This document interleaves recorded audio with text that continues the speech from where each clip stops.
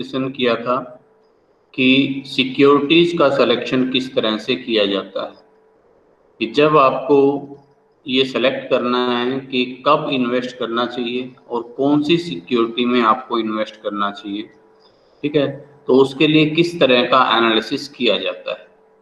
तो उसमें बेसिकली 3 तरह के एनालिसिस हमने इसमें समझे थे। एक फंडामेंटल एनालिसिस, ठीक है, जो आज हम डिटेल में शुरू भी करने जा रहे हैं। दूसरा होता है टेक्निकल एनालिसिस, जहां ट्रेंड्स बेस्ड एनालिसिस हम करते हैं, ठीक है। और तीसरा होता है आपका एफिशिएंट मार्केट हाइपोथेसिस या रैंडम वॉक थ्योरी, ठीक है। तो तीनों को हम एक जनरल जो इंट्रोडक्शन है वो हम समझ चुके हैं तीनों के बारे में। आज डिटेल में शुरू करते हैं फंडामेंटल एनालिसिस को। और लास्ट टाइम जैसे कि मैंने आपको बताया था कि फंडामेंटल एनालिसिस में हम इंक्लूड करते हैं इकोनॉमिक एनालिसिस, इंडस्ट्री एनालिसिस और कंपनी एनालिसिस। तो आज हम इसमें डिटेल में इकोनॉमिक एनालिसिस को भी समझेंगे, ठीक है। तो कल हमने एक जनरल टर्म्स के रूप में समझी थी चीजें, आज थोड़ा सा मैं पहले उसको सिस्टमेटिकली आपको बता दूं, या आप नोट करना चाहें आप नोट भी कर सकते हैं। तो फंडामेंटल एनालिसिस का एक बेसिक ओवरव्यू हमारे दिमाग में बैठ चुका है। कल जो मैंने आपको बताया था कि फंडामेंटल एनालिसिस का मतलब है कि भाई देखो, एक सिक्योरिटी जिसमें मैं इन्वेस्ट करने की सोच रहा हूँ, ठीक है, मैं ये देखूं कि क्या ये मेरी एक्सपेक्टेशन के हिसाब से मुझे रिटर्न देने लायक है भी या नहीं। यानी कि इसका जो शेयर प्राइस अभी है, ठीक है, क्या वो शेयर प्राइस उचित है, फेयर वैल्यू है या नहीं, कहीं वो ओवर प्राइस तो नहीं है। तो मुझे एक ओवर प्राइस सिक्योरिटी में इन्वेस्ट नहीं करना चाहिए एज पर फंडामेंटल एनालिसिस, क्योंकि इसका जो बेसिक प्रेमाइसिस हमने समझा था कि वो ये है कि अगर शेयर्स की इंट्रिंसिक वैल्यू पर अगर आप काम कर रहे हैं, आप इंट्रिंसिक वैल्यू पर फेथ कर रहे हैं और लॉन्ग टर्म प्रोस्पेक्टिव अगर आप लेकर चल रहे हैं, तो आज नहीं तो कल कुछ ना कुछ टाइम के बाद अगर ये इसकी इंट्रिंसिक वैल्यू है और शेयर का प्राइस आज अगर डाउन भी है, तो आने वाले टाइम में जरूर ये अपने इंट्रिंसिक वैल्यू के साथ जरूर पहुंच जाएगा। और इस संबंध में कुछ एक मैंने आपको प्रैक्टिकल एग्जांपल भी दिए थे, कुछ कंपनीज के मैंने आपको नाम बताए थे, जिसमें हमने कोरोना टाइम में बहुत ज़्यादा स्लो डाउन देखा, बहुत ज़्यादा गिरावट देखी उनके शेयर प्राइस में। लेकिन क्योंकि उनके फंडामेंटल्स अच्छे थे, इसलिए जैसे ही मार्केट का ट्रेंड्स बदला और अभी वो शेयर्स बहुत अच्छे मतलब कह लीजिए कि रिटर्न्स पर पहुंच गए हैं। बल्कि उस टाइम तो अगर किसी ने उसमें इन्वेस्ट किया होगा तो उसको मोर देन 100% रिटर्न मिला होगा इस पीरियड में, इन 5-6 महीने के अंदर, ठीक है। तो पहले अब हम डिफाइन करने की कोशिश करते हैं कि फंडामेंटल एनालिसिस है क्या। एक मतलब कह लीजिए कि बुक लैंग्वेज के रूप में अगर मैं बात करूं, एक सिस्टमेटिक लैंग्वेज के रूप में अगर मैं बात करूं, तो जैसे कि आपको बताया था फंडामेंटल एनालिसिस क्या है। फंडामेंटल एनालिसिस मींस, अगर एक लाइन में इसको डेफिनेशन देनी हो, तो fundamental analysis means the analysis of the determinants of fair value of A security, कि जो एक सिक्योरिटी है हमारे पास, उस सिक्योरिटी के जो डिटर्मिनेंट्स हैं, ठीक है, उनको एनालाइज करना। It means the analysis of determinants. Determinants का मतलब कि एक शेयर्स की का जो उचित बाजार मूल्य है वो कितना होना चाहिए, उसको निर्धारित कौन कौन से फैक्टर्स करते हैं, हम उन फैक्टर्स को एनालाइज कर लें, ठीक है। क्यों? क्योंकि ये क्या करता है, इट अटेम्प्ट्स, जैसे कि आप देख रहे हैं, it attempts to find out the true value of security. उस सिक्योरिटी का उचित मूल्य, ट्रू वैल्यू कितनी है, वो फाइंड आउट करने की कोशिश करता है, ठीक है। So that investor can decide to buy or not to buy the security at the current market price. कि अगर एक एक्स लिमिटेड की सिक्योरिटी मुझे आज 25 रुपए में मिल रही है या 50 रुपए में मिल रही है, तो इस प्राइस पर मेरे लिए उसे खरीदना उचित रहेगा या नहीं रहेगा, ठीक है। किसी एक सिक्योरिटी का, किसी एक शेयर का मूल्य आज 250 रुपए है, तो क्या मैं इसको खरीदूं या ना खरीदूं, ठीक है। ये डिसीजन किस बेस पर लिया जाएगा, इसकी इंट्रिंसिक वैल्यू के बेस पर। अगर इसकी इंट्रिंसिक वैल्यू आती है भाई 400 रुपए, तो मैं कहूंगा कि ये शेयर भैया अंडर प्राइज्ड है, तो हमें इसे खरीदना चाहिए, क्योंकि इसका मूल्य तो 400 बनना चाहिए लेकिन मिल रहा है 250 में, इसलिए ये अंडर प्राइस सिक्योरिटी है। आने वाले टाइम में कभी ना कभी ये 400 रुपए के पास जरूर पहुंचेगी, तो आपको रिटर्न मिलना है, इसलिए आप इसे इसमें इन्वेस्ट करिए।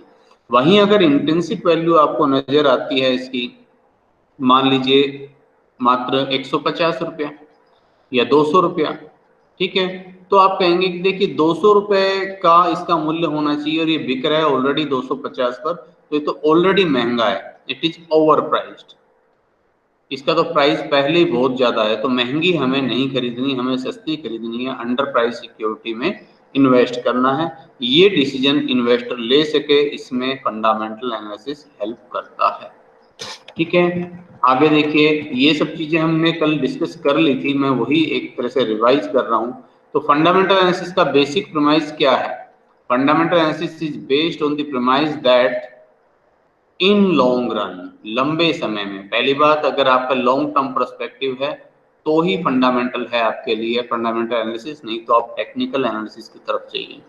इन long run, true and fair value of an security या of an equity share is equal to its intrinsic value. जैसा कि मैंने अभी आपको बताया कि आने वाले समय में लॉन्ग टर्म में अगर मैं बात करूं तो एक शेयर का जो उचित बाजार मूल्य होगा, अब जैसे इस शेयर का हम एग्जांपल ले रहे थे, तो इसमें इंट्रिंसिक वैल्यू कितनी आ रही है, मान लो अगर 400 आ रही है, तो आज शेयर अगर 250 का भी है तो आने वाले टाइम में ये इसकी इंट्रिंसिक वैल्यू है मान लीजिए, तो आने वाले टाइम में कभी ना कभी अपनी इंट्रिंसिक वैल्यू पर जरूर पहुंच जाएगा। तो अगर मैंने इसको 250 रुपए में आज खरीदा है तो 400 रुपए इसका मूल्य जरूर होगा, ठीक है, उसमें टाइम लग सकता है, वी हैव टू वेट, इसीलिए लॉन्ग टर्म पर्सपेक्टिव होना चाहिए, ये हम पहले से प्रायर कंडीशन लेकर चलते हैं और उस केस में आपको रिटर्न मिलेगा।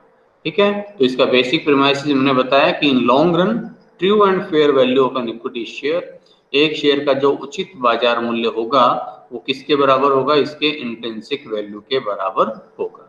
और इंट्रिंसिक वैल्यू क्या है ये भी कल हमने डिस्कस कर ली थी। इंट्रिंसिक वैल्यू क्या होती है कि फ्यूचर में जितना भी जो कुछ आपको मिलना है उस सिक्योरिटी पर, जो रिटर्न्स मिलना है, जो अर्निंग मिलनी है, उन सब की प्रेजेंट वैल्यू आप कर दीजिए, वो उसकी इंट्रिंसिक वैल्यू कहलाएगी। The intrinsic value of an asset या शेयर कह लीजिए is the present value, ठीक है, is the sum of present value, sum of present value उसका जोड़ of all expected cash inflows जो आपको मिलेंगे या अर्निंग कह लीजिए डिविडेंड के रूप में, इंटरेस्ट के रूप में, from that assets। और ये किस तरह से प्रेजेंट वैल्यू कैसे निकालेंगे, discounted on the basis of rate of return expected by investor on their investment।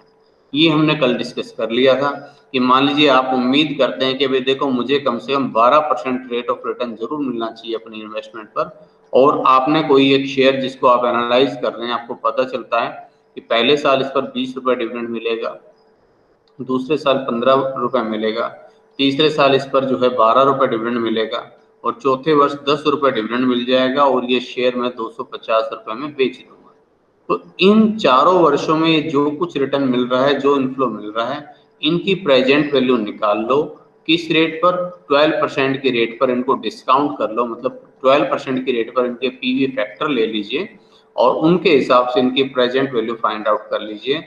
जो उस प्रेजेंट वैल्यू का सम आएगा, टोटल आएगा, वो ही इसकी इंट्रिंसिक वैल्यू होगी। तो ये इंट्रिंसिक वैल्यू की डेफिनेशन होगी कि किसी संपत्ति की, किसी एसेट्स की, किसी शेयर्स की, किसी सिक्योरिटी की जो इंट्रिंसिक वैल्यू या उसका आंतरिक मूल्य क्या होता है कि उस सिक्योरिटी से फ्यूचर में जितने भी रिटर्न्स मिलेंगे, जितने भी इनफ्लो मिलेंगे, जितनी भी अर्निंग मिलेगी, उन सब की प्रेजेंट वैल्यू का जोड़ आज उसकी इंट्रिंसिक वैल्यू होगी। और यहाँ इंट्रिंसिक वैल्यू निकालने के लिए जो कट ऑफ रेट यूज की जाएगी, जो डिस्काउंटिंग रेट यूज की जाएगी, वो रेट वह होगी जो इन्वेस्टर्स की एक्सपेक्टेशन है कि एक इन्वेस्टर अपने रिटर्न पर कितना, अपनी इन्वेस्टमेंट पर कितना रिटर्न एक्सपेक्ट करता है।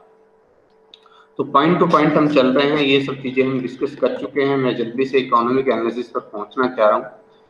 तो इसमें क्या कुछ इंक्लूड्स है, फंडामेंटल एनालिसिस एक बार फिर से अगर हम बात करें तो क्या है फंडामेंटल एनालिसिस, क्या है? It includes the analysis of all critical factors. उन सब फैक्टर्स को, अब जब इंट्रिंसिक वैल्यू के बेस पर एनालिसिस हो रहे हैं तो इंट्रिंसिक वैल्यू को जो फैक्टर्स अफेक्ट करते हैं उन सबको हमें एनालाइज करना है। Analysis of all critical factors that affect the value of stock या सिक्योरिटी, कि जो भी फैक्टर्स सिक्योरिटीज या स्टॉक की वैल्यू को अफेक्ट करते हैं, ठीक है, उन सब को हम इसमें इंक्लूड करते हैं। और intrinsic value of an equity share depends on number of factors. किसी शेयर्स का प्राइस किस पर डिपेंड करेगा? बहुत सारे फैक्टर्स है। इकोनॉमिक फैक्टर्स किस तरह के हैं? मार्केट में ही, इकोनॉमी में कुल मिलाकर मंदा है, तेज है, तो अपने आप ही गिरावट देखने को मिलेगी या तेजी देखने को मिलेगी। कंपनी की खुद की अर्निंग कैसी है, कंपनी की ग्रोथ रेट किस तरह की है, इकोनॉमी की ग्रोथ रेट किस तरह की है, रिस्क एक्सपोजर कितना है उस कंपनी में, जोखिम तत्व कितना है। तो ये बहुत सारे फैक्टर्स हैं जो किसी शेयर्स के प्राइस को अफेक्ट करते हैं, और फंडामेंटल एनालिसिस इन सब फैक्टर्स को एनालाइज करने की कोशिश करता है, ठीक है। और ये फैक्टर्स जो हैं बेसिकली 3 कैटेगरी में बांटे जाएंगे। इकोनॉमिक एनवायरनमेंट से रिलेटेड हो सकते हैं, ठीक है, या इंडस्ट्रियल एनवायरनमेंट से रिलेटेड हो सकते हैं, या फिर कंपनी की अपनी खुद की परफॉर्मेंस, ठीक है। तो जब हम इनको एनालाइज करते हैं, इनको 3 कैटेगरी में बांटते हैं। एक इकोनॉमिक फैक्टर्स होते हैं, और इकोनॉमिक फैक्टर्स का एनालिसिस ही यहाँ इकोनॉमिक एनालिसिस कहलाएगा। दूसरे फैक्टर्स जो इंडस्ट्री पर्टिकुलर उस उद्योग से रिलेटेड हो सकते हैं, उन्हें हम इंडस्ट्री एनालिसिस के अंतर्गत एनालाइज करते हैं। और तीसरे फैक्टर्स जो पर्टिकुलर किसी कंपनी से रिलेटेड होते हैं, कंपनी की अपनी परफॉर्मेंस से रिलेटेड होते हैं, उन्हें हम कंपनी एनालिसिस में इंक्लूड करते हैं। इसी कारण जो फंडामेंटल एनालिसिस है उसका नाम है EIC analysis. E for economic, I for industry, C for company. तो इकोनॉमिक, इंडस्ट्री, कंपनी एनालिसिस इसीलिए फंडामेंटल एनालिसिस का नाम है। और इसको टॉप डाउन अप्रोच या टॉप बॉटम अप्रोच इसलिए बोलते हैं, वो मैंने आपको कल भी बताया था कि सबसे पहले पूरी इकोनॉमी, जिसके अंदर सब इंडस्ट्री, सब कंपनियां समाहित है, पूरी इंडस्ट्री को आपने एनालाइज किया। इस इंडस्ट्री में, इस इकोनॉमी में कितनी सारी इंडस्ट्री काम करती है, अब उस पर्टिकुलर उस इंडस्ट्री को लिया।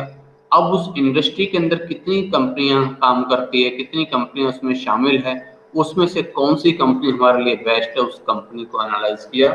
इसी कारण इसे टॉप डाउन अप्रोच या टॉप बॉटम अप्रोच हम कहते हैं, ठीक है। तो आई होप ये सब चीजें तो आपको क्लियर हो गई, और कल हमने इनको क्लियर करने की कोशिश की भी थी।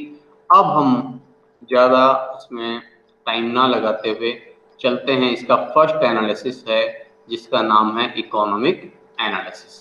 तो इकोनॉमिक एनालिसिस क्या होता है, जरा इसको आप ध्यान से समझिए।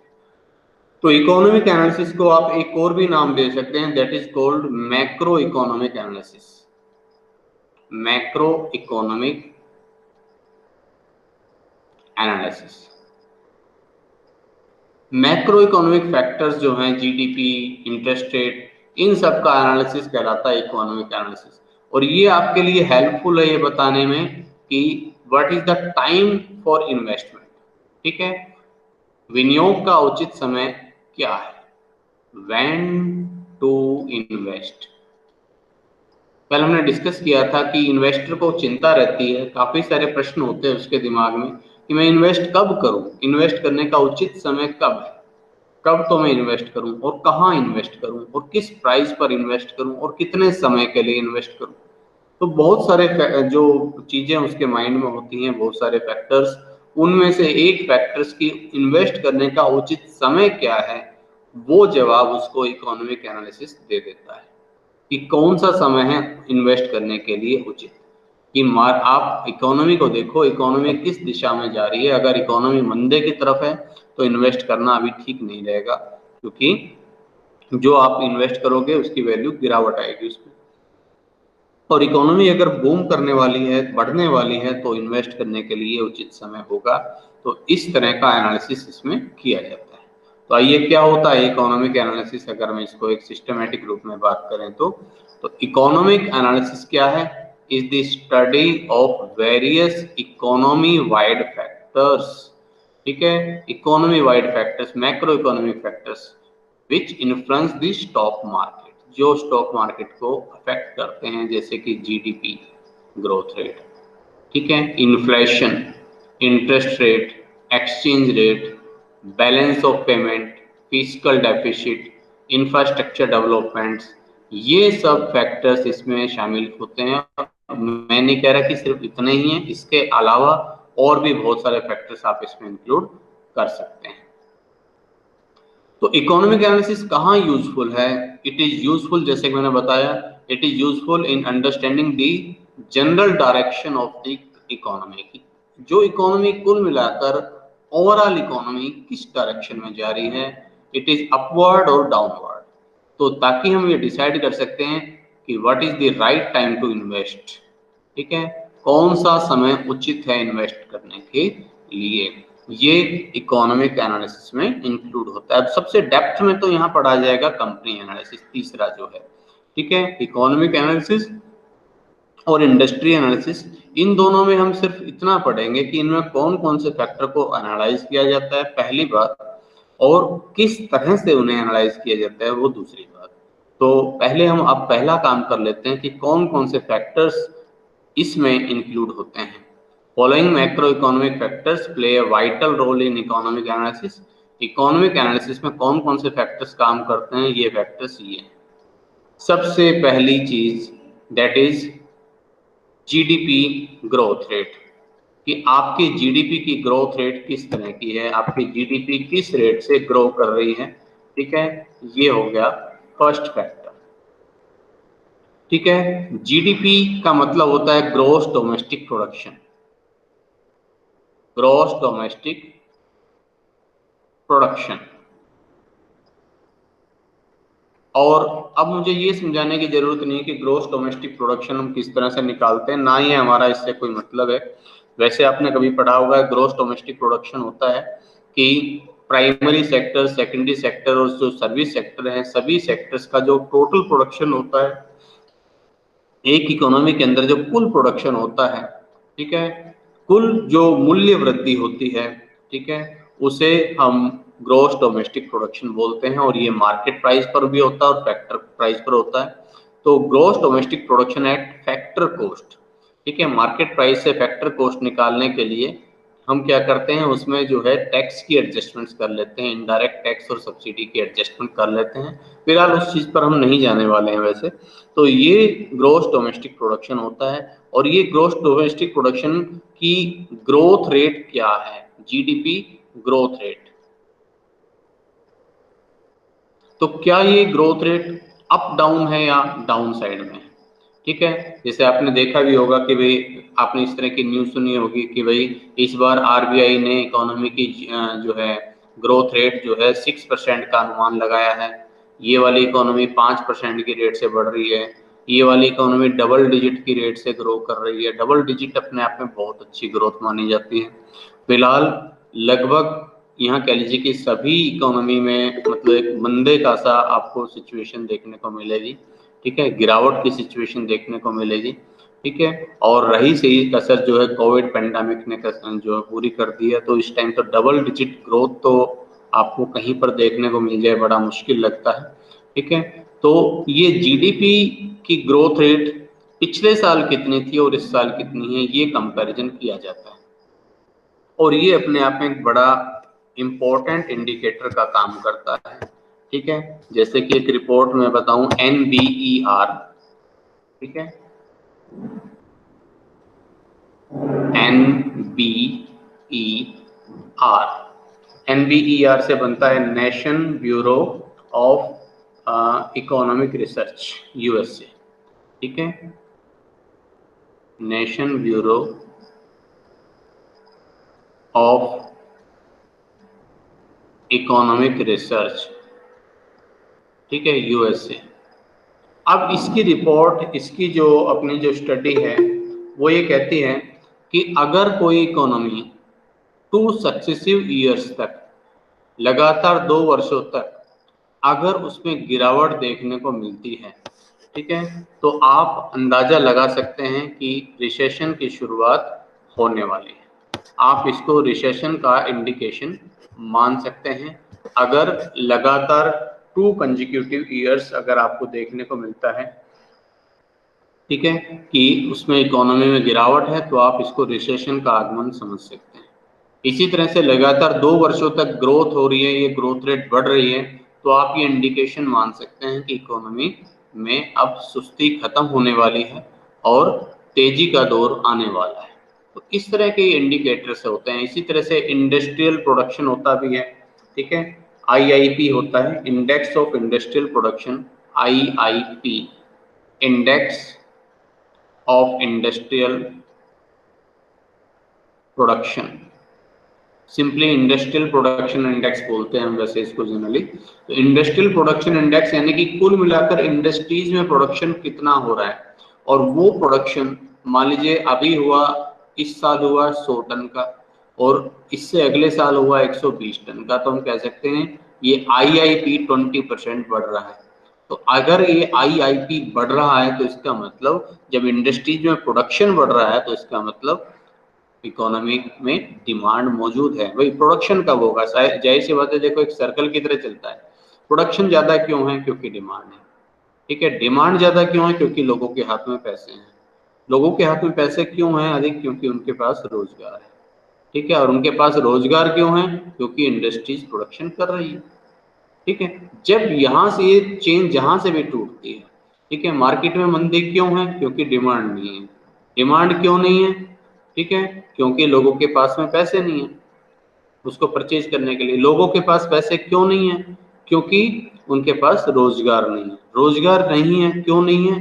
क्योंकि इंडस्ट्रीज प्रोडक्शन ही नहीं कर रही, और इंडस्ट्रीज में जब प्रोडक्शन ही नहीं हो रहा, प्रोडक्शन में ही गिरावट हो रही है, तो एम्प्लॉयमेंट कैसे देंगे, ठीक है। तो अगर ये IIP बढ़ रहा है तो इसका मतलब रोजगार भी बढ़ रहा है, डिमांड भी बढ़ रही है। IIP गिर रहा है तो इसका मतलब से कि हम ये मान सकते हैं कि डिमांड गिर रही है। डिमांड गिर रही है इसलिए प्रोडक्शन कम हो रहा है, प्रोडक्शन कम हो रहा है, इसी वजह से फिर रोजगार में भी गिरावट आ रही है और जो इकोनॉमी है वो मंदे की तरफ जा रही है। तो इस तरह के एनालिसिस इसमें किए जाते हैं।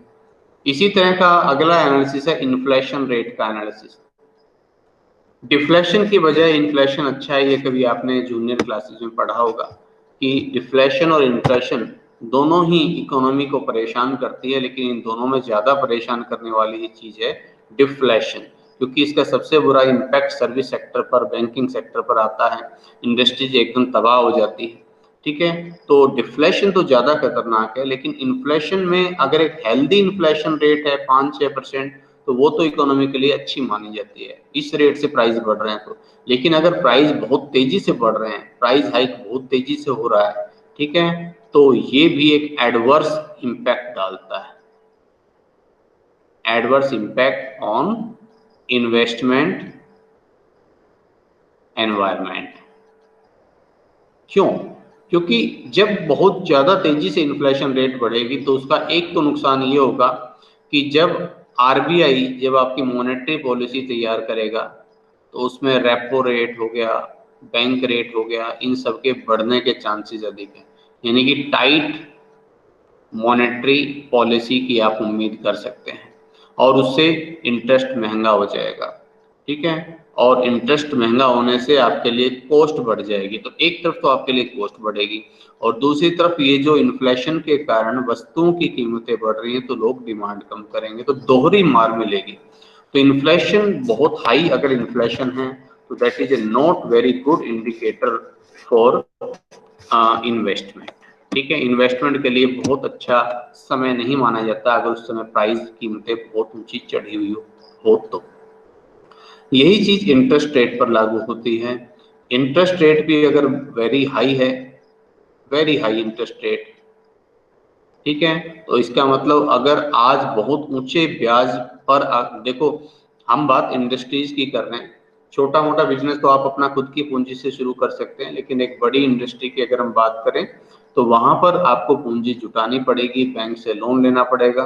तो बहुत हाई इंटरेस्ट रेट पर अगर आप बिजनेस शुरू करेंगे तो उससे इम्पैक्ट क्या आएगा? उससे आपकी कॉस्ट बहुत हाई हो जाएगी, इंटरेस्ट कॉस्ट बहुत ज्यादा ऊंची हो जाएगी, और हो सकता है कि आप अपनी इस फाइनेंशियल कॉस्ट को पूरा ना कर पाए।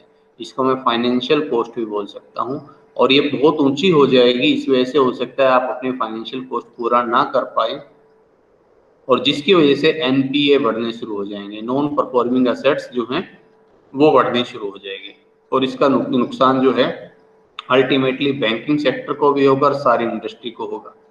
तो अगर इंटरेस्ट रेट भी अपने जो कह लीजिए हिस्टोरिकल हाई वे पर है, तो ये भी एक उचित समय नहीं माना जाएगा। ठीक है, एक बैलेंस इंटरेस्ट रेट है तो अच्छा इन्वेस्टमेंट एनवायरनमेंट हम कह सकते हैं। Foreign trade, balance of payment में आपने पढ़ा होगा करंट अकाउंट का बैलेंस और ये जो अपना होता है कैपिटल अकाउंट का बैलेंस। तो करंट अकाउंट बैलेंस अगर एडवर्स है, लगातार एडवर्स चल रहा है, तो आप उम्मीद कर सकते हैं अगर बैलेंस ऑफ पेमेंट एडवर्स चल रहा है, यानी कि करंट अकाउंट का बैलेंस एडवर्स चल रहा है, तो उसका होगा क्या, उसका इम्पैक्ट क्या होगा। देखिए इसका एडवर्स का मतलब क्या है कि आपके इंपोर्ट ज्यादा है एक्सपोर्ट से, तो आपके पास फॉरेन करेंसी आ तो कम रही है, जा ज्यादा रही। मान लो आपको जो है $25,000 की तो पेमेंट करनी है और आ रहे हैं आपके पास $15,000, तो $10,000 आपको और देने हैं। अब सोचो जरा इसका इम्पैक्ट देखो, $10,000 आपको और देने हैं, वो कैसे करोगे। वही मान लीजिए आपके पास अगर विदेशी मुद्रा भंडार है तो आप वहां से देंगे, ठीक है, उस पर दबाव पड़ेगा। और अगर विदेशी मुद्रा भंडार नहीं है तो आपको क्या करना पड़ेगा, वो $10,000 लेने पड़ेंगे। किससे, जो आपका जो है आईएमएफ से लेना पड़ेगा या जहां से भी आप अरेंज करेंगे, और इसके बदले में आपको अपने देश की करेंसी, मान लीजिए रुपीज है, वो आपको देना पड़ेगा। ठीक है, और इससे क्या होगा, इससे रुपीज पर दबाव बढ़ेगा। इससे क्या होगा, इससे आपकी एक्सचेंज रेट जो है वो नेगेटिव हो जाएगी, एडवर्स हो जाएगी। ठीक है, रुपए की वैल्यू गिर जाएगी, डॉलर की वैल्यू बढ़ जाएगी। जाहिर सी बात है, जब डॉलर की डिमांड अधिक है तो रुपए के मुकाबले डॉलर की वैल्यू बढ़ेगी और रुपए की अपनी वैल्यू गिर जाएगी। और इससे अल्टीमेटली इम्पैक्ट किस पर आएगा, आप पर आएगा। क्योंकि आपको अगर कोई इंडस्ट्री, आपको अगर मान लीजिए कोई मशीनरी परचेज करनी है फॉरेन से, ठीक है, इन्वेस्टमेंट के लिए, जनरली जो है एक बड़ी कंपनी एस्टेब्लिश करने के लिए हो सकता है हमें कुछ मशीनें बाहर से भी खरीदनी पड़े, तो वो मशीनें उनकी कॉस्ट बढ़ जाएगी क्योंकि डॉलर महंगा हो चुका होगा। तो हर चीज एक दूसरे के साथ इंटरकनेक्टेड है, बिल्कुल वैक्यूम में हम काम नहीं कर रहे हैं। इकोनॉमी में सब फैक्टर्स एक दूसरे के साथ जुड़े हुए हैं। ये कोई लैब नहीं है, कोई एक प्रयोगशाला नहीं है जहां हम कह लें कि भाई इस प्रणाली में हम जो है पहले इस फैक्टर को डालकर उसका इम्पैक्ट देख लेंगे, फिर दूसरे को डालकर उसका इम्पैक्ट देख लेंगे। यहाँ सब फैक्टर्स आपस में एक दूसरे के साथ हैं और मल्टीपल इम्पैक्ट हर चीज का देखने को मिलता है। इसी तरह से एम्प्लॉयमेंट का इम्पैक्ट आता है। एम्प्लॉयमेंट, रोजगार, मैंने आपको भी वैसे बताया भी, अगर एम्प्लॉयमेंट पोजीशन अच्छी है तो लोगों के हाथ में पैसा होगा। ठीक है, खर्च करने योग्य इनकम लोगों के पास अधिक होगी, और खर्च करने योग्य इनकम होगी तो डिमांड होगी, डिमांड होगी तो प्रोडक्शन होगा, प्रोडक्शन होगा तो इंडस्ट्रियल का जो इंडेक्स है, प्रोडक्ट जीडीपी है, वो बढ़ेगा। और जब प्रोडक्शन हो रहा है, ठीक है, प्रॉफिट हो रहा है कंपनीज को, तो इन्वेस्टमेंट करने के लिए माहौल अपने आप अच्छा हो जाएगा। इसी तरह से इकोनॉमिक पॉलिसी किस तरह की है। इकोनॉमिक पॉलिसीज अगर इंडस्ट्रीज को फेवर करने वाली है या किसी पर्टिकुलर इंडस्ट्री को कर्व करने वाली है, कंट्रोल करने वाली है, ठीक है, जैसे आजकल आप देखते हैं रेफ्रिजरेटर वगैरह पर, एसी पर लिखा मिलता है CFC फ्री। ठीक है, CFC क्या है, क्लोरोफ्लोरोकार्बन, है ना। आपने सुना होगा जो हमारी ओजोन लेयर है, ठीक है, उसमें छेद बनता जा रहा है CFC की वजह से। ये CFC बेसिकली इन्हीं तरह के इलेक्ट्रॉनिक आइटम्स में या पेंट जो प्रोडक्ट्स हैं वहां से ये निकलता है, और उसका इम्पैक्ट ओजोन लेयर पर पड़ रहा है। ठीक है, तो धीरे धीरे CFC जो है मतलब ऐसे जो इंडस्ट्री जहाँ से CFC बढ़ता है, ठीक है, तो उनको कर्व किया जा रहा है, कंट्रोल किया जा रहा है। तो इसलिए अब जो है बहुत सारी कंपनीज जो है इस चीज को प्रेफरेंस देने लगी है कि उनकी जो मैन्युफैक्चरिंग इस तरह से हो, मैन्युफैक्चरिंग प्रोसेस में इस तरह का बदलाव हो कि CFC ना आए, क्लोरोफ्लोरोकार्बन ना आए। तो इकोनॉमिक पॉलिसी किस तरह की है, लिबरल इकोनॉमिक पॉलिसी है, इंडस्ट्री को बढ़ावा देने वाली है, फॉरेन कैपिटल को बढ़ावा देने वाली है, या उस पर कंट्रोल करने वाली है। ठीक है, किस तरह की गवर्नमेंट पॉलिसी है, उसका इम्पैक्ट पड़ेगा। और एनवायरमेंटल इश्यू भी बहुत हद तक महत्व रखते हैं अच्छी से अच्छी, बड़ी से बड़ी परियोजना कई बार एनवायरमेंटल इश्यूज के चक्कर में आकर रुक जाती है, ठीक है, और प्रोडक्शन डिले हो जाता है। उससे आपका गेस्टेशन पीरियड, जिसको हम बोलते हैं, गेस्टेशन पीरियड का मतलब होता है कि आज आपने इन्वेस्टमेंट किया, अब उसके बाद रिटर्न मिलने में कितना टाइम लगेगा। आपने कोई शॉपिंग मॉल बनाना है मान लीजिए, तो आप पैसा तो आज से लगाना शुरू कर देंगे। शॉपिंग मॉल मान लीजिए 5 साल में बनकर तैयार होगा, बिकेगी दुकानें वगैरह, तो रिटर्न 5 साल बाद आने लगेंगे। तो 5 वर्ष को बोलेंगे हम गेस्टेशन पीरियड। और ये पीरियड जितना लंबा हो जाता है उतना ही आपके लिए रिस्क बढ़ जाता है, उतना इन्वेस्टमेंट अधिक करना पड़ता है, ठीक है, उतनी ही आपके लिए कॉस्ट बढ़ जाती है। तो इसलिए एनवायरमेंटल रिलेटेड इश्यूज हैं उनको भी समझ लेना चाहिए। पॉलिटिकल स्टेबिलिटी है या नहीं है, इसका भी बहुत हद तक असर पड़ता है कि किसी कंट्री में पॉलिटिकल इंस्टेबिलिटी मौजूद है तो वहाँ इन्वेस्टमेंट का एक अच्छा माहौल नहीं होगा और वहाँ इन्वेस्ट करना ठीक नहीं रहेगा। हेल्थ रिलेटेड इश्यूज, कहीं कहीं महामारी फैली हुई है, पेंडेमिक फैला हुआ है। अब देखिए, अब कोरोना वाली जो सिचुएशन है, इसका इम्पैक्ट अब तो खैर कह लीजिए कि ऑल ओवर वर्ल्ड ये चीज पहुंच चुकी है, तो इसलिए कहना मुश्किल है। अदरवाइज शुरुआत जब चाइना से हुई थी तो लोग ये कयास लगा रहे थे कि अब जो है, क्योंकि इंडिया और चाइना दोनों ही डेवलपिंग इकोनॉमी है, तो चाइना में तो भाई ये महामारी फैली हुई है, इसलिए लोग चाइना में तो शायद इन्वेस्ट नहीं करेंगे और ये इन्वेस्टमेंट यहाँ से निकलकर इंडिया में आना शुरू हो जाएगा। लेकिन अब इस चीज के बारे में कुछ भी कहना बड़ा मुश्किल है, क्योंकि अब तो ये ऑल ओवर द वर्ल्ड है। तो जो इस तरह की जो सिचुएशंस हैं वो भी आपके लिए एक पैनिक क्रिएट करती है, इन्वेस्टमेंट के माहौल को मतलब स्टेबलाइज नहीं रहने देती। तो ये सब फैक्टर्स हैं जो हमें स्टडी करने पड़ते हैं किसमें, इकोनॉमिक एनालिसिस के अंतर्गत। अब दूसरी बात कि इनको एनालाइज करें कैसे, इनको एनालाइज करने की कुछ टेक्निक्स है, ठीक है, इसके अलावा भी और टेक्निक्स हो सकती है, ठीक है, इन जनरल मैं बता रहा हूँ। तो एक टेक्निक तो हम यूज करते हैं टाइम सीरीज एनालिसिस, जिसको हम ट्रेंड एनालिसिस बोलते हैं। टाइम सीरीज एनालिसिस कैसे काम करती है?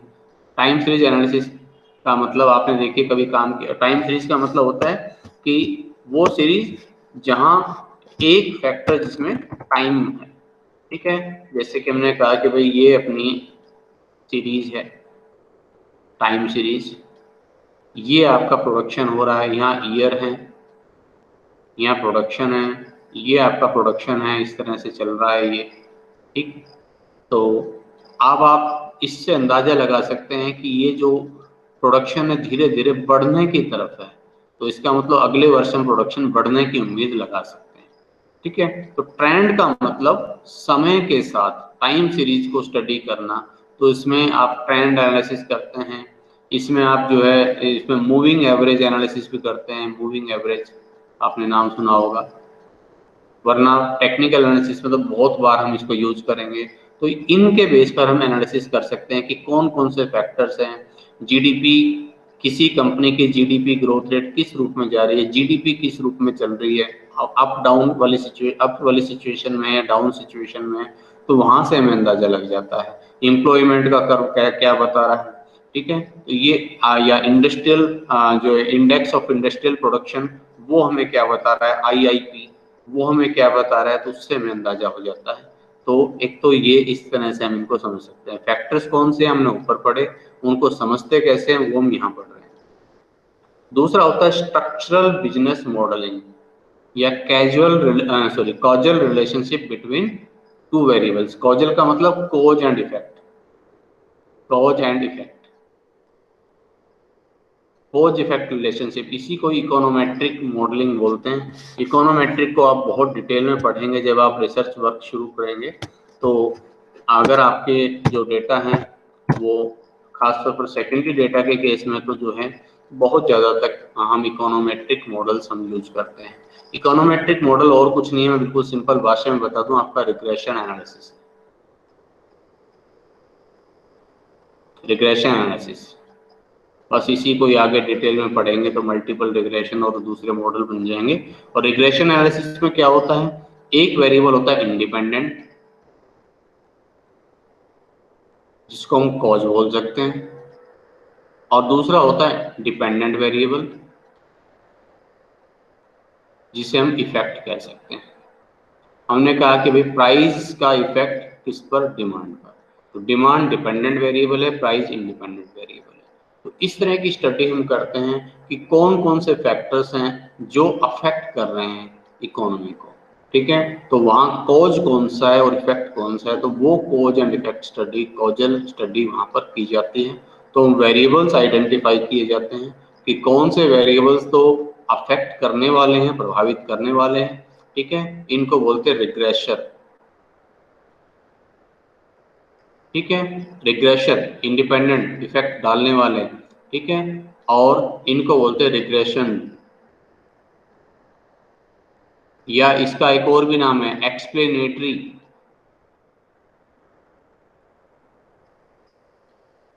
और इनको बोलते हैं एक्सप्लेन्ड, कि कौन से फैक्टर्स एक्सप्लेन करने वाले हैं, कौन से फैक्टर उससे एक्सप्लेन हो रहे हैं। जैसे प्राइस एक्सप्लेन कर रहा है डिमांड को, कि प्राइस के कारण डिमांड पर ये असर हो रहा है। तो ये एनालिसिस, इस तरह की मॉडलिंग बनाई जाती है और उनकी स्टडी हम करते हैं। एक होता है प्रोबेबिलिस्टिक फोरकास्टिंग, प्रोबेबिलिटी के बेस पर स्टडी की जाती है, ठीक है। जैसे आपने नॉर्मल कर्व को स्टडी किया होगा, वहां पर हम फोरकास्टिंग करते हैं। हम नॉर्मल कर्व के बेस पर देखते हैं कि ये प्रोबेबिलिटी कर्व है, ठीक है। और इसके बेस पर हम एस्टिमेट करते हैं कि भाई इनकम इतनी होगी, इसके चांसेस क्या है, इनकम 20,000 रुपये से अधिक होगी, उसकी प्रोबेबिलिटी निकालो। तो डिफरेंट फैक्टर्स पर प्रोबेबिलिस्टिक वे में डिस्ट्रीब्यूशन निकालकर प्रोबेबिलिटी हमारे पास होती है। प्रोबेबिलिटी दो तरह से निकाली जाती है, एक हमारी अपना एक्सपीरियंस बेस्ड होती है, ठीक है। और एक होती है मैथमेटिकल प्रोबेबिलिटी, जो हम किसी थ्योरम बेस पर काम करते हैं। तो हमारा जो एक्सपीरियंस, हमारा जो कह लीजिए कि तजुर्बा है, वो क्या हमें बताता है, और उसके बेस पर किसी चीज़ के होने की क्या संभावनाएं हैं, उसके बेस पर हम स्टडी कर लेते हैं और अंदाजा लगा लेते हैं कि किस तरह का एनवायरनमेंट मिलने वाला है।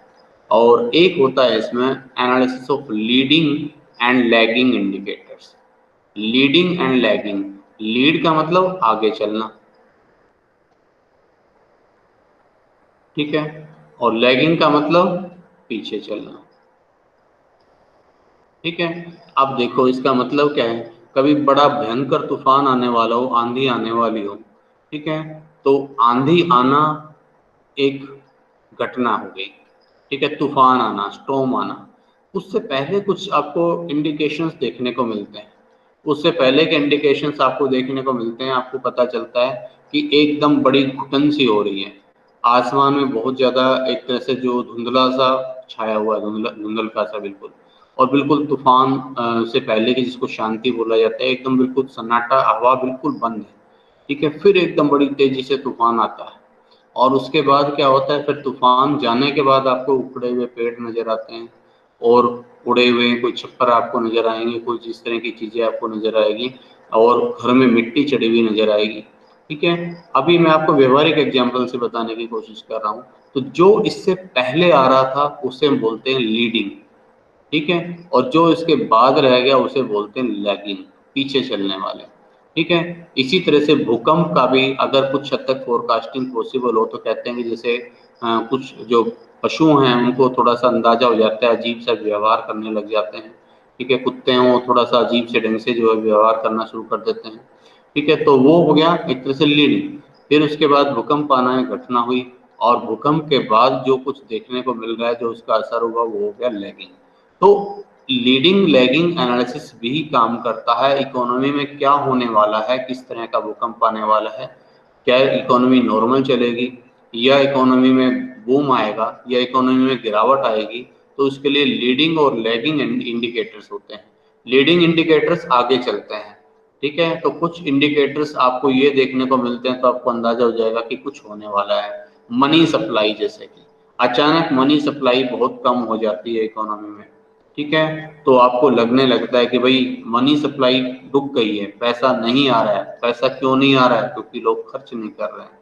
लोग खर्च क्यों नहीं कर रहे हैं? शायद लोगों के पास इनकम आनी कम हो गई है। तो ये इंडिकेशन है कि आगे कुछ नेगेटिव घटित हो सकता है, इसका मतलब इकोनॉमी मंदे की तरफ जाने वाली है। इंडस्ट्रियल प्रोडक्शन, लगातार गिरावट आ रही है इंडस्ट्रियल प्रोडक्शन में, ठीक है। तो हम अंदाजा लगा सकते हैं इंडस्ट्रीज में प्रोडक्शन क्यों हो रहा है। एकदम से पता नहीं चलता है, एकदम से लोगों की जो रोजगार है एकदम से नहीं जाता। धीरे धीरे लगातार जब प्रोडक्शन में गिरावट आती है, तो कंपनी को लगने लगता है कि नहीं भाई, यहाँ जो है प्रोडक्शन नहीं हो मतलब एलजी के कंज्यूम नहीं हो पा रहा है, तो या तो फ्रेश एम्प्लॉयमेंट पर रोक लग जाएगी, या हो सकता है बहुत हुआ तो रिट्रेचमेंट भी होना शुरू हो जाता है। तो इंडस्ट्रियल प्रोडक्शन बहुत हद तक हमें इंडिकेशन देता है कि इकोनॉमी किस डायरेक्शन में जाने वाली है। मैन्युफैक्चरिंग के लिए मिलने वाले नए ऑर्डर्स बंद हो जाते हैं, तो ये इंडिकेशन है कि मंदा आने वाला है, और बहुत तेजी से बढ़ जाते हैं, ठीक है, तो लगता है कि यहाँ इसमें तेजी आने वाली है। इसी तरह से नए कैपिटल गुड्स, मशीनें वगैरह, इनके लिए नए ऑर्डर्स कम हो रहे हैं या बढ़ रहे हैं, ये भी बहुत हद तक अंदाजा दे देते हैं हमें कि इकोनॉमी किस डायरेक्शन में जाने वाली है। वीकली प्रोडक्शन आवर्स की प्रोडक्शन पर कितना समय लगा रहे हैं, कितने घंटे हम लगा रहे हैं, ठीक है, वो भी एक बहुत बड़ा इंडिकेटर्स है। अगर ये आवर्स बढ़ रहे हैं तो इसका मतलब प्रोडक्शन बढ़ रहा है, डिमांड अधिक अभी बनी हुई है, और इन आवर्स में अगर लगातार गिरावट आ रही है, एक दो बार की गिरावट एबनॉर्मल है, लगातार गिरावट अगर हो रही है तो हम ये कह सकते हैं कि जरूर कुछ ना कुछ नेगेटिव घटित होने को है। और लैगिंग लैगिंग जो उसके बाद हमें नजर आता है कि अब मान लीजिए इकोनॉमी में डिफ्लेशन आ गया तो अनएम्प्लॉयमेंट उसका एक असर हो जाएगा। जैसे तूफान के बाद जो उखड़े हुए पेड़ आपको नजर आते हैं, तो ये इन लोगों के जो रोजगार हैं वो छिने हुए मिलेंगे। अब आप देखें कोरोना का जो इम्पैक्ट जो है, अब अभी तक तो जो चल रहा था वो मतलब जो कह लीजिए कि वो कोरोना ही कर रहा था, जो कुछ लैगिंग इंडिकेटर्स इसके अब नजर आने लगे हैं धीरे धीरे। आप देखिए अपने घरों में आसपास आपको बहुत सारे लोगों का जो रोजगार है वो छिना हुआ मिलेगा, खासतौर पर प्राइवेट सेक्टर में जो बंदे काम कर रहे थे। इंडस्ट्रियल लोन जो आउटस्टैंडिंग है, जो इंडस्ट्रीज के पास जो लोन का जो अमाउंट था, या एक चीज मैं और भी डाल सकता हूँ, बैंकों के पास एनपीए, ठीक है, बैंकिंग एनपीए, तो इंडस्ट्रीज अपने लोन का भुगतान नहीं कर पा रही है, उनके पास लोन का अमाउंट बढ़ता जा रहा है, ठीक है, उसकी इंस्टॉलमेंट रुकी हुई है, पेमेंट नहीं कर पा रही है। कोरोना टाइम में भी आपने देखा होगा कि जो आरबीआई ने निर्देश दिए थे कि भाई मतलब उनको रियायत दी जाए कि वे इतने टाइम तक वो अपनी इंस्टॉलमेंट्स की पेमेंट ना करें, तो जाहिर सी बात है उस पीरियड के दौरान उनको इंटरेस्ट, उनका जो है लोन है वो वापस नहीं मिला होगा, रीपेमेंट नहीं हुई होगी। तो अगर आउटस्टैंडिंग इंडस्ट्रियल लोन बढ़ा हुआ है, ठीक है, तो ये भी एक आपको पता चल रहा है कि इसका ये किस वजह से हुआ होगा, ये इस कारण से हुआ होता है। इसी तरह से average ratio of inventories to sales, की सेल्स के मुकाबले इन्वेंट्री जो माल का रेशो है, ठीक है, कुल मिलाकर बिक्री आपकी 1 लाख रुपए है और स्टॉक आपके पास रखा है 20,000 रुपए का, तो ये रेशो हो गया 20%। अगर ये रेशो बढ़ रहा है तो इसका मतलब सेल्स के मुकाबले आपके पास बिना बिका माल ज्यादा बचा हुआ है, ठीक है, तो ये भी इस तरह का लैगिंग इंडिकेटर्स के रूप में काम करता है।